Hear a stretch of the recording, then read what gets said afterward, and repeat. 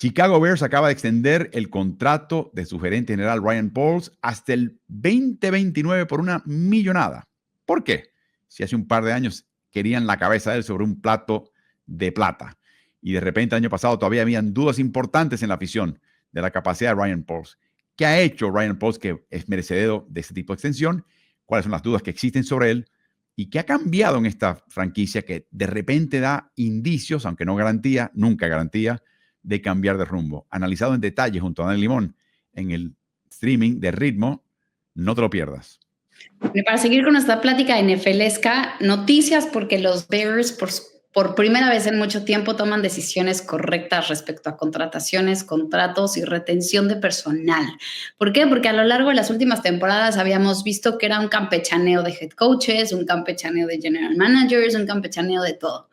Pero bueno, hace unas cuantas semanas los Bears le dieron un contrato a Ryan Poles, una extensión de contrato hasta el 2029. Eso quiere decir que por lo menos empieza a haber una estabilidad en el staff y en la toma de decisiones de este equipo, ¿no? Realmente habíamos visto que si salían unos a la mitad de la temporada, entraban otros a la mitad de la temporada, volvían a salir entrenadores interinos, etcétera, etcétera. Pero bueno, al final creemos que ya tenemos por lo menos una mancuerna más sólida entre Ben Johnson y Ryan Poles. Eso es bueno. Las decisiones que ha tomado Ryan Poles a lo largo de estas temporadas han sido realmente buenas, ¿no? O sea, le falta obviamente una estabilidad a Caleb Williams de realmente demostrar que es el quarterback que se necesita, pero creo que van de la manera correcta. Álvaro, ¿qué opinas de esta decisión? ¿Fue lo correcto? ¿No fue lo correcto? ¿Una extensión hasta el 2029? ¿Cómo ves esta situación? Y esto es muy interesante, Dani, porque he tenido intercambios con la franquicia a través de los años y me he dado cuenta que primero hay una pugna tremenda de poder arriba. La familia McCaskey, George McCaskey, una persona muy buena, siempre con excelentes intenciones. La gente no sabe, por ejemplo, que él es árbitro de béisbol, de categorías formativas, en su rato libre, en un suburbio de Chicago, cerca donde él vive, y calladitamente se dedica a cantar bolas y strikes detrás del plato, como umpire, y es una buena persona, no creo que tenga ninguna mala intención, pero es exactamente el tipo de propietario que hace que un equipo de forma sostenida no tenga éxito, porque abandona el equipo y cuando hay una crisis, precisamente por su abandono y falta de criterio a lo largo de esos años, pues mete la mano y a veces el remedio es peor que la enfermedad. Y no es su intención, pero termina siendo así. Lo que describes es exactamente la raíz principal de la instabilidad de Chicago. Nunca compaginan la selección de un gerente general con la de un entrenador jefe, y no lo hicieron en este caso tampoco. Ryan Poles vino primero, sí, y luego trajo a Johnson, y luego hay que ver, y quiero más adelante hablar de cómo esto ha sido acertado, pero no por razones que quizás quería Poles o el mismo McCaskey, pero terminó siendo muy acertado. Yo quisiera repasar los argumentos a favor de Ryan Poles primero, porque cada entrenador, cada gerente general siempre tiene cosas a su favor y cosas en contra. Claro. Yo quiero empezar por lo bueno, ¿ok? Y lo bueno no es poco, hay que mencionarlo. No es una persona, mucha gente lo ha criticado muchas veces, pero hay que entender un poquito cómo fue la cosa cuando él entró. Él entró, de nuevo, con una jefatura disfuncional, donde el presidente del equipo era en realidad el que corría el equipo, era una persona que no estaba capacitada en temas de fútbol americano y se metía a tomar decisiones de fútbol americano, como cambiar el gerente general o cambiar el coach. Y el señor McCaskey decía que permitía que su cuate, bueno, cambiaron a esa persona y han traído ahora a Kevin Warren, pero le han dado la orden específica de que tú te dedicas a dar la cara a nivel de ciudad y jefatura gubernamental y a construir un nuevo estadio. Kevin, encárgate de eso. No te metas en el tema de fútbol americano. Ese es el primer paso. Les traen a Ryan Poles. Cuando llega Ryan Poles, recuerden, este equipo no ha ganado un partido en playoffs en 15 años. Y en las 14 últimas temporadas ha visitado los playoffs en 2 ocasiones. Es un equipo ávido. Es una combinación de una afición enorme, potente, exigente y ávida, con un dueño que no sabe lo que está haciendo. Y lo digo con el tono más positivo, literalmente. Heredó Ryan Pauls la mayor cantidad de dinero muerto en el año 20, a fines de la temporada 2021. $93 millones de dinero muerto. ¿Dónde está esa cifra en este momento? 4 millones, la más baja de la NFL. Pasó de ser el equipo con la mayor cantidad de dinero muerto en el 2021 al equipo con la menor cantidad en el 2025. Eso es Ryan Pauls. O sea, y ese fue parte del hoyo que él tuvo que tapar para poder salir de ese hoyo, para poder levantar al equipo. O sea, hay que entender un poquito el entorno donde el cual hay que evaluarlo. Tenía claramente de las peores líneas ofensivas que ha visto Chicago en mucho tiempo. En parte por decisiones que se tomaron antes de que él llegara. Ahora, sobre todo por la inversión de este año, creo que están con una línea ofensiva de la mitad de la tabla para arriba, y veremos hasta dónde llegue ese arriba este año. Tuvo una decisión muy riesgosa que creo que le funcionó porque hay paciencia en este caso, y es que tuvo la selección número 1 del 2023 del draft. ¿Y sabes qué es lo que hizo? La intercambió. Bajó en el draft. Y trajo a DJ Moore y lo que fue Darnell Wright, Tyreek Stevenson, Luther Burden, Tory Taylor y Caleb Williams, porque terminó con la primera año siguiente. O sea que añadió talento con una situación riesgosa. Al equipo le hacía falta un quarterback, pero él aguantó un año y sacó mucho más provecho para el equipo. Y de nuevo, eso fue Ryan Pauls. Eso no fue nadie. Nadie le dijo lo que tenía que hacer. Había una sensación de que si tú jugabas en Chicago, estabas buscando la manera de que terminara el contrato para tú largarte. Sobre todo veteranos de calidad. Esa sensación de que este equipo no va a ningún lugar. Mucho tenía que ver con la disfunción que menciono. Y eso ha empezado a terminar. No hemos llegado al punto, Dani, donde todavía alguien diga, no, yo quiero ir a Chicago a jugar. No, todavía. Pero por lo menos sensación de que, ¿dónde está la puerta de salida por acá?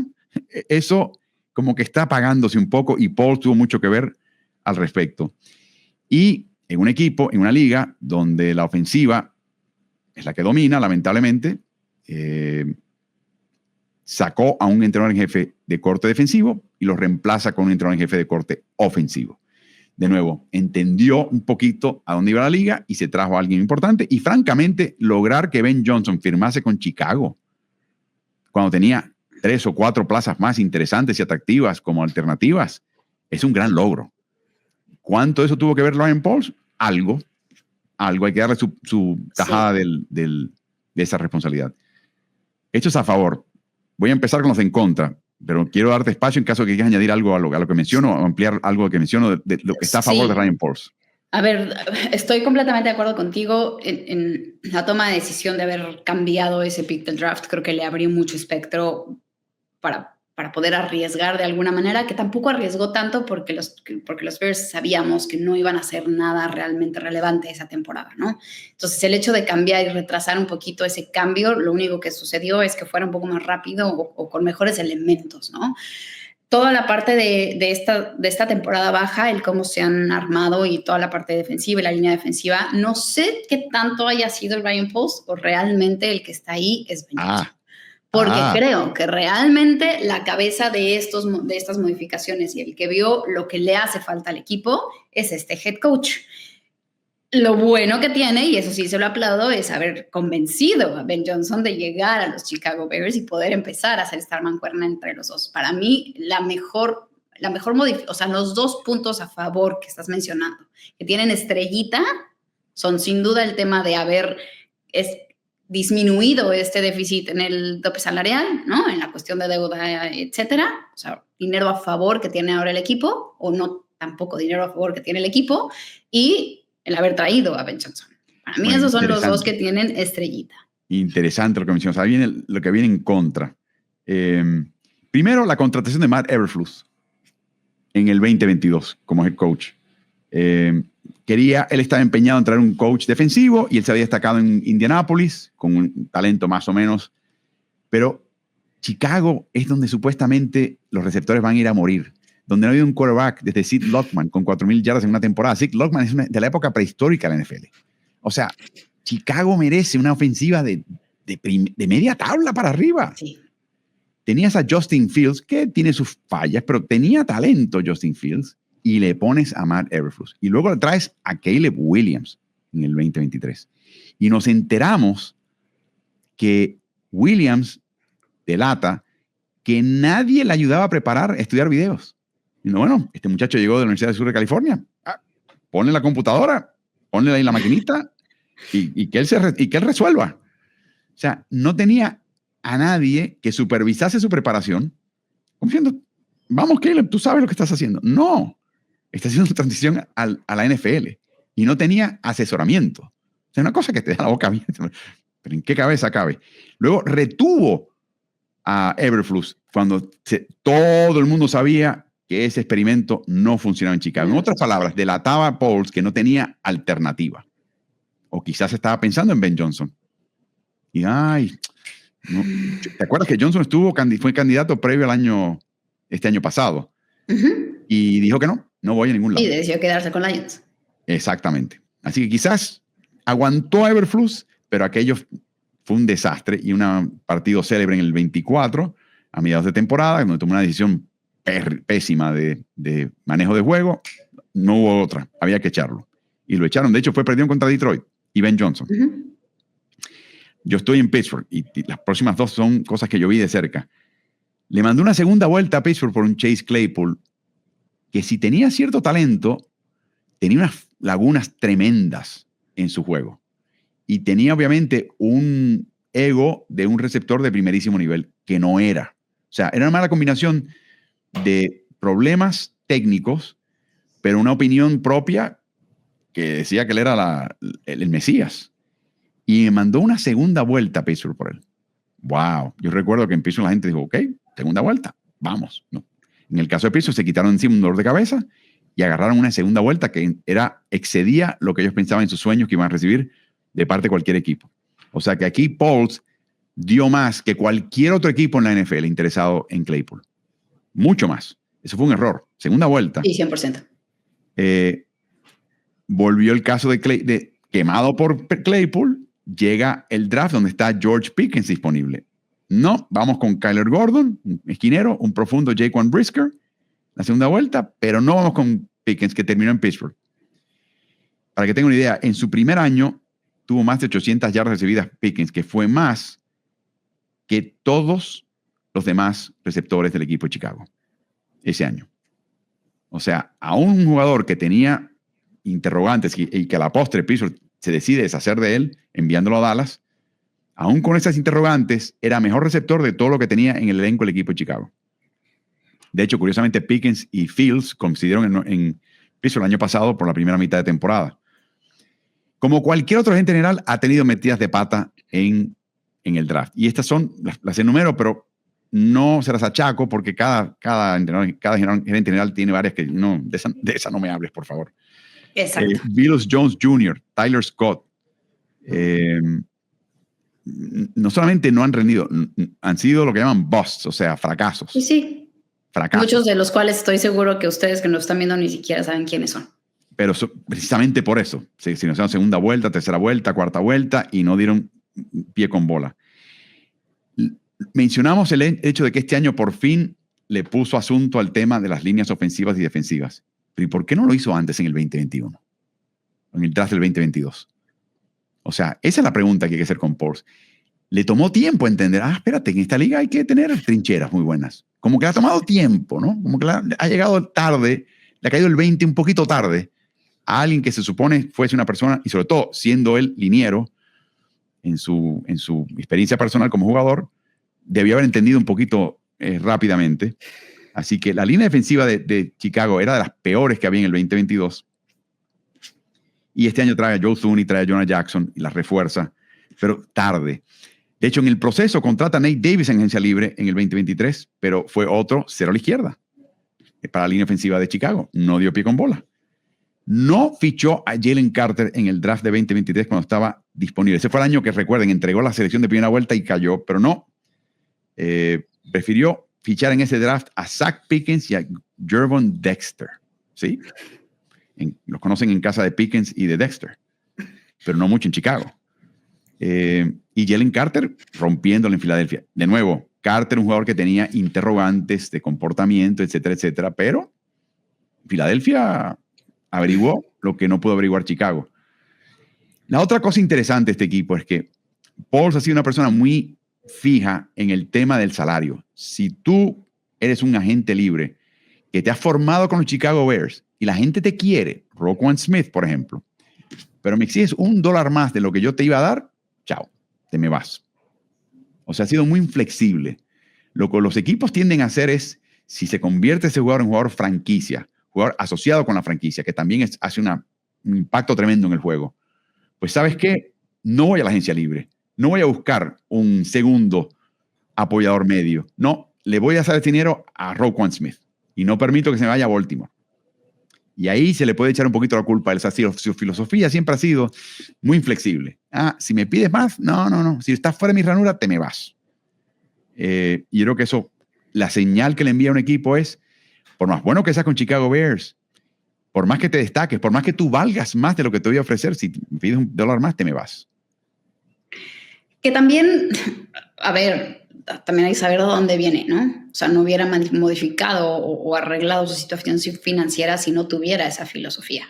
O sea, no que se justifique y obviamente tendrá que, pero probablemente cuando Chicago, o si es que Chicago empieza a ganar y empieza a quitarse esa sequía de 14 temporadas y ganar un partido de postemporada, probablemente empiece a ser un poquito más flexible en esta situación, ¿no? Ahorita se entiende por qué, porque necesitaban el dinero para poder traer todo lo que han traído esta temporada baja. Necesitaban el dinero para poder traer a un Joe Thuney, ¿no? Que sea un guardia que realmente cuide al quarterback, que se le dé tiempo a Caleb Williams. Ahora, una vez más, regresamos al punto de que tanto todo esto es porque viene Ben Johnson y porque Ben Johnson empezó a cambiar las cosas y, pues, digo, no sé si estoy poniendo la vara muy en alta para este nuevo head coach, pero yo creo que Chicago con él, y lo hemos dicho al cansancio, o sea, la mejor decisión o el mejor cambio de head coach que pudieron haber hecho los Bears o cualquiera de ellos era traer a Ben Johnson. O sea, realmente se quedaron con una joya. Ahora, ¿eso queremos creer? ¿Que vaya a funcionar en Chicago y que la primera temporada es crucial? Sí.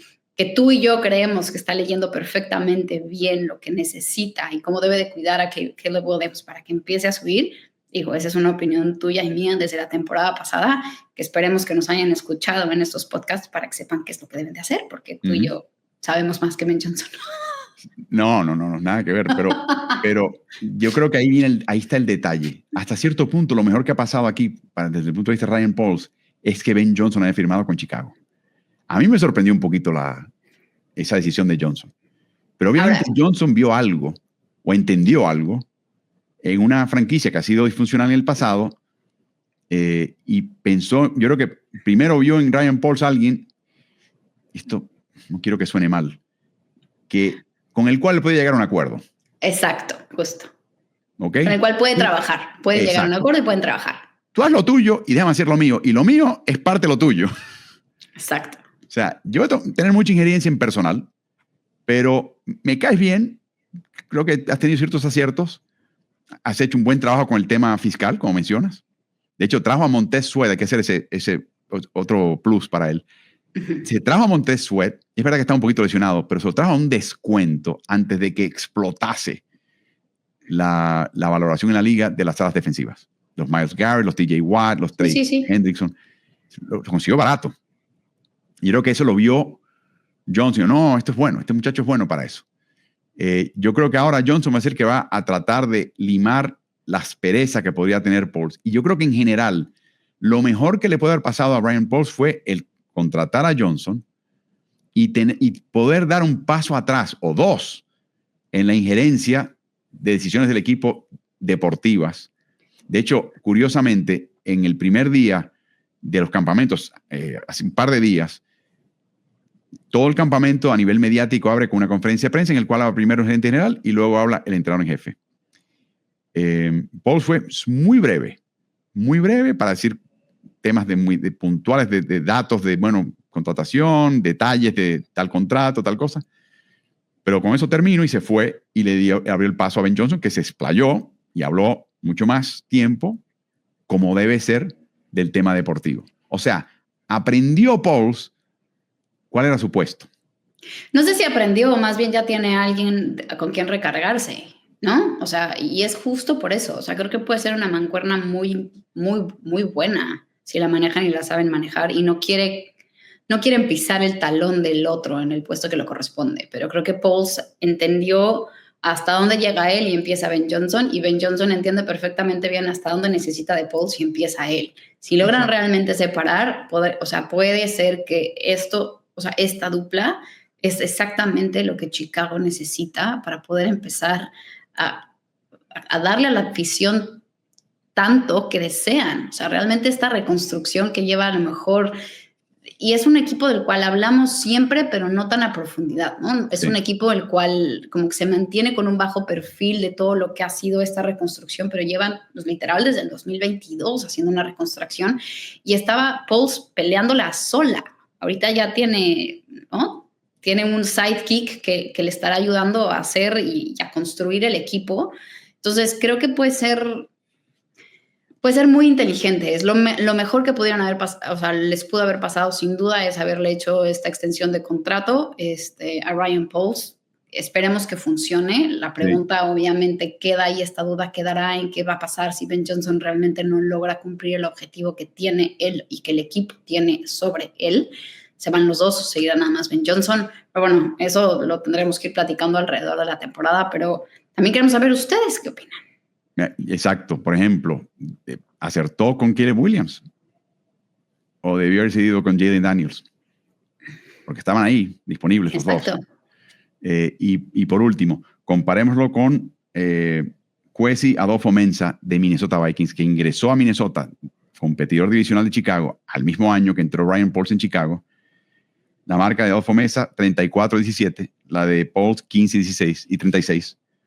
Ganó un banderín de división ya Mensah, no lo ha hecho todavía Chicago, ha estado en playoffs 2 de los 3 años, Chicago está por ingresar con Pauls, solamente contrató un entrenador en jefe que dio la casualidad que es Kevin O'Connell, que fue entrenador en jefe del año, el año pasado, ya tiene 2 Pauls, de nuevo, tiene un hueco más profundo Pauls, pero es una interesante contratación entre ambos, y la pregunta es esa, ¿valió la pena? ¿Hubieras extendido el contrato de él hasta el 29 o un poquito antes?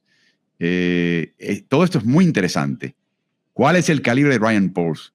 Déjanos saber tu comentario, particularmente si eres aficionado al equipo de Chicago, Osos de Chicago, y tienes un punto de vista muy claro y muy puntual con datos.